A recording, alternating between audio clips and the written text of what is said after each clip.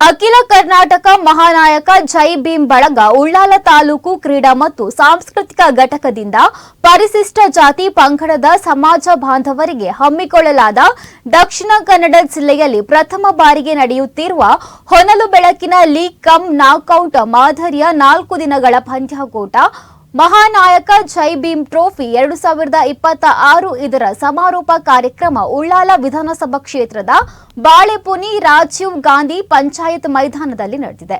ಲೋಕೋಪಯೋಗಿ ಇಲಾಖೆ ಸಚಿವ ಸತೀಶ್ ಜಾರಕಿಹೊಳಿ ಮಹಾನಾಯಕ ಜೈ ಭೀಮ್ ಟ್ರೋಫಿ 2026 ಸಮಾರೋಪ ಕಾರ್ಯಕ್ರಮಕ್ಕೆ ಚಾಲನೆಯನ್ನು ನೀಡಿದ್ದಾರೆ. ಬಳಿಕ ಮಾತನಾಡಿದ ಅವರು, ಜೈ ಭೀಮ್ ಕ್ರೀಡಾಕೂಟ ಪ್ರತಿ ವರ್ಷ ನಿರಂತರ ನಡೆಯುವ ಮೂಲಕ ಅಂಬೇಡ್ಕರ್ ಅವರ ತತ್ವ ಸಿದ್ಧಾಂತ ನಾಡಿನೆಲ್ಲೆಡೆ ಬೆಳಗಬೇಕು. ಮಂಗಳೂರು ಕ್ಷೇತ್ರದಲ್ಲಿ ದಲಿತರ ಉದ್ಧಾರಕ್ಕಾಗಿ ಮಾಡಿದ ಮನವಿಗೆ ಕ್ಷೇತ್ರದ ಶಾಸಕರ ಜೊತೆಗೆ ಚರ್ಚಿಸಿ ಅಭಿವೃದ್ಧಿಗೆ ಸಹಕರಿಸುತ್ತೇನೆ ಎಂದು ಹೇಳಿದ್ದಾರೆ. ಇನ್ನು ಈ ಸಂದರ್ಭದಲ್ಲಿ ಉಪಾಧ್ಯಕ್ಷ ಶರೀಫ್ ಕುದ್ರೋಳಿ, ಶ್ರೀ ಗೋಕರ್ಣನಾಥ ಕ್ಷೇತ್ರದ ಕೋಶಾಧಿಕಾರಿ ಪದ್ಮರಾಜ್ ಆರ್ ಪೂಜಾರಿ, ಭರತ್ ಶೆಟ್ಟಿ, ಬಶೀರ್ ಸೇರಿದಂತೆ ಮತ್ತಿತರರು ಉಪಸ್ಥಿತರಿದ್ದರು.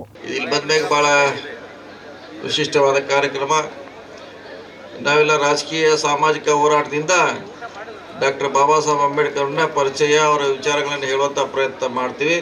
ಆದರೆ ತಾವು ಒಂದು ಕ್ರೀಡೆ ಮೂಲಕ ಅವ್ರ ವಿಚಾರಗಳನ್ನು ಹೇಳುವಂಥ ಹೊಸ ದಾರಿಯನ್ನು ತಾವು ಹುಡುಕಿದರೆ ಇದು ಒಳ್ಳೆಯ ಮಾರ್ಗ ಅಂತ ನಾನು ಹೇಳಲಿಕ್ಕೆ ಇಚ್ಛೆ ವ್ಯಕ್ತ ಮಾಡ್ತಾ ಇದ್ದೇನೆ. ಈ ಡಾಕ್ಟರ್ BR ಅಂಬೇಡ್ಕರ್ ಬಗ್ಗೆ ನಮ್ಮ ಸ್ಪೀಕರ್ ಅವರು ಅಭಯ್ ಪ್ರಸಾದ್ ಅವರು ಅವರ ಕಾರ್ಯ, ಅವರ ಎಷ್ಟು ಮಹತ್ವ ಇದೆ, ಅದು ನಮ್ಮ ಬದುಕಲಿಕ್ಕೆ ಸಂವಿಧಾನ ಎಷ್ಟು ಅನುಕೂಲ ಇದೆ ಅನ್ನೋ ಮಾತನ್ನು ಅವ್ರು ಹೇಳಿದ್ದಾರೆ. ಅದಕ್ಕೆ ನಾನು ಪದೇ ಅಂತ ಮತ್ತೆ ಹೇಳಲಿಕ್ಕೆ ಹೋಗಲ್ಲ. ಈ ನಮ್ಮ ಕ್ರೀಡಾಕೂಟ ಯಶಸ್ವಿ ಆಗಲಿ, ಮತ್ತು ಮುಂದಿನ ಸಾರಿ ಇದು ಪ್ರತಿ ವರ್ಷ ನಿರಂತರವಾಗಿ ನಡೀಬೇಕು. ದೇಶ ಜನ ಇವತ್ತು ಅಪೇಕ್ಷೆ ಬರ್ತಾ ಇದ್ದಾರೆ.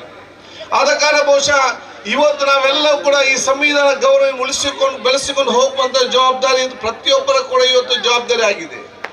ನಮಗೆ ಮುಸ್ಲಿಂ ಸಮುದಾಯದವರಿಗೆ ಇವತ್ತು ಕುರಾನ್ ಪವಿತ್ರವಾದ ಗ್ರಂಥ ಇರ್ಬೋದು, ಹಿಂದೂ ಸಹೋದರಿಗೆ ಭಗವದ್ಗೀತೆ ಪವಿತ್ರವಾದ ಗ್ರಂಥ ಇರ್ಬೋದು, ಕ್ರಿಶ್ಚಿಯನ್ ಸಹೋದರಿಗೆ ಬೈಬಲ್ ಇವತ್ತು ಪವಿತ್ರವಾದ ಗ್ರಂಥ ಇರ್ಬೋದು. ಆದ್ರೆ ನಾವು ಮನೆಯಿಂದ ಕಾಲನ್ನು ಹೊರಗಿಟ್ಟಾಗ ಈ ದೇಶದ ಪವಿತ್ರವಾದ ಗ್ರಂಥ ಯಾವುದಂತ ಹೇಳಿದ್ರೆ ಅದು ಸಂವಿಧಾನ. ಈ ದೇಶದ ಪವಿತ್ರವಾದ ಗ್ರಂಥ ಎಂದು ನಾವು ಪ್ರತಿಜ್ಞೆ ಮಾಡ್ಬೇಕಂತ ಹೇಳಲಿಕ್ಕೆ ನಾನು ಉತ್ತರಿಸ್ತೇನೆ. ಆದರೆ ಈ ಪವಿತ್ರವಾದ ಸಂವಿಧಾನದ ತತ್ವ ಆದರ್ಶಗಳು ತಳಮಟ್ಟದ ಮಣ್ಣಿನಲ್ಲಿ ಉಳಿಬೇಕಾದ ಯಾಕಾಗಿ ನಮ್ಗೆಲ್ಲ ಹಿರಿಯರದು ಉಳಿಸಿಕೊಂಡು ಬಂದಿದ್ದಾರೆ.